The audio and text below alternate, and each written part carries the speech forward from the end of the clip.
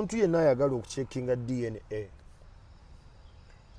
nze nja kukusaba nga tonnagikola kakasa nti oli mugumu kubanga kasuku abantu bagenda kwetuga. The reason why the biggest numbers are men going for this because abasajja bakimanyi nti bakyala baabwe benda naye kitufuula abasajja nti omanya n'obalamu return on investment kati bwenaamugoba tenziremu emotional capital bano abaana banaategeera nnyabo omulala obala ebintu bingi nga taata noga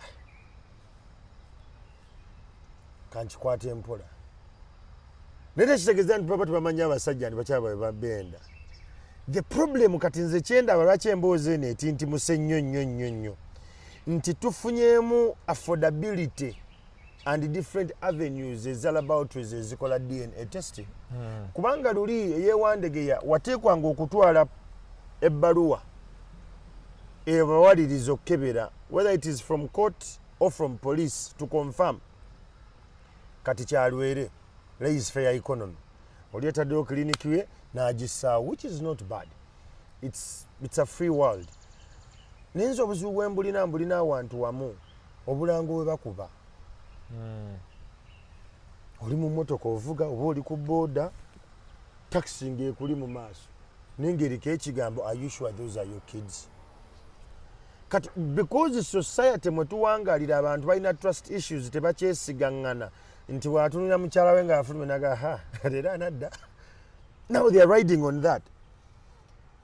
Naye kasikunja gogwemu akafaananyi otudde emmotoka ovuga oli n'omwana waffe n'asoma ekitabo ekiwandiiko ekyo ku mmotoka are you sure those are your kids omwana n'akubuuza daddy what does it mean omunnyonnyola otya.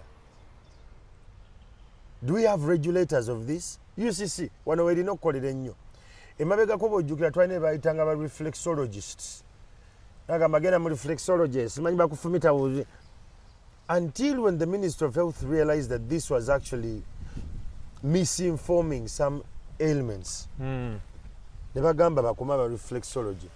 Era ne n'obupande ne bukola ne bubola. Because there was an intention from the ministry to stop it. Nga baali baleeta ekyuma. Webale nnyo. Mwoteeka ebigere. Ng'ekyo bakiranga. Mbukino omanyi omubiri gwe gwonna gwonna emisuwa gigufuga giri wansi mu bigere bwekikujira bwe kiti simanyi owona kino abantu batandika okugaana okugendanga okufuna real medical opinions nga badipendingira ku ekyo ministry nevaayo n'ekikubako stop. Right now tulina DNA UCC wano weerina okujjira. This is the issue because this is against a family unit. The moment a family unit is broken, the state will be broken. Nakugamba nga nakave Thailand agenda y'abantu bali bweri nti kibasinga okwagala kunafuya maka. Taata bw'aba taliwo maama nga taliwo target agenda kubeera mwana. Emabegako awo baayisa etteeka ensi n'ebuguma ne tubanga ababivuddeko DNA enejja. Buli musajja angenda kebeza. You're going to check, so what? Because agenda ngazi okusinga gwe bwolowooza kankubuulire bano abantu balina emitendera mingi gye bagenda okumenya omugigi gwaffe kasuku nti bo banoonya awantu emuli sensation nti omwana ne mukuza nga siwa ngenda mutanaka